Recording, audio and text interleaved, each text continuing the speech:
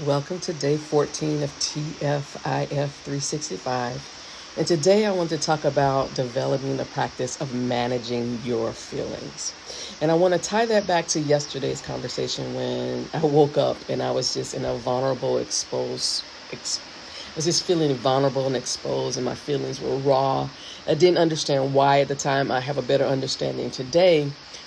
But before I started practicing supremacy-free, coercion-free, discrimination-free, and exploitation-free, before I started developing my profit without oppression economic model, before I started working to ensure that the work that I do prioritizes the most vulnerable while prioritizing minimizing harm and impact, I didn't understand the process of, or even the concept of managing my feelings. Because of course, there's a trigger and I'm going to respond, right? Of course, someone does something happens, something breaks, whatever the case happens. It triggers my feelings and then I'm going to respond. And so what I've really been practicing is putting space between my triggers and my response. And I'm saying this because your feelings are valid, whatever they are.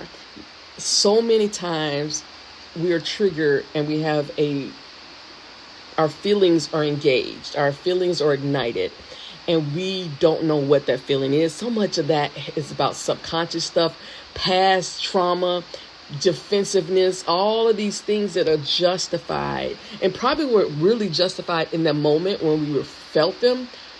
But what happens is something happens, it triggers a familiar feeling, and we go back to wherever that thing was that caused us the need to be defensive, to cause us to need to protect ourselves. And it may not be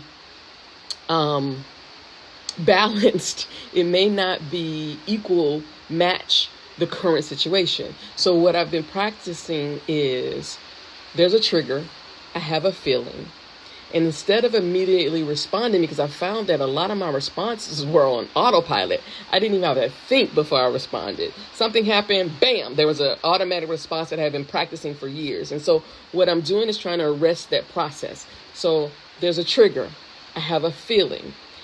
I take a step back and I just process that feeling. Even if I don't know where it's coming from, I acknowledge that I have a right to have whatever I'm feeling. But I also acknowledge that I don't have a right to inflict harm on other people and chaos in other situations. So that's why I practice putting space between my feelings and my responses.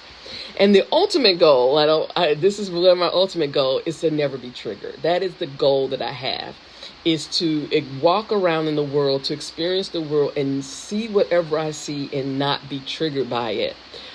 Because when you have that trigger, again, a lot of our feelings aren't appropriate for the current situation. We're replaying all the time. Somebody else did something like that, and we didn't say what we wanted to say. And this time, I'm gonna make sure I say what I want to say, and all those things.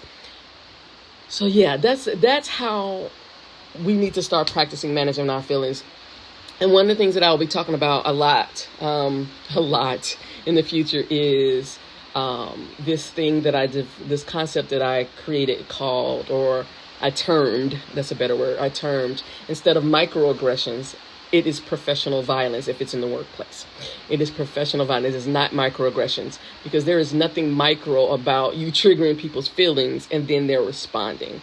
Or they're in situations where they can't respond to the appropriate assault on them. And so it requires, this is why white women's tears are so deadly. This is why white dudes are now running from DEI, because they can't manage their feelings. They thought they were good white dudes. They thought they were, I am a good white dude. I am going to bring all this diversity into my organizations.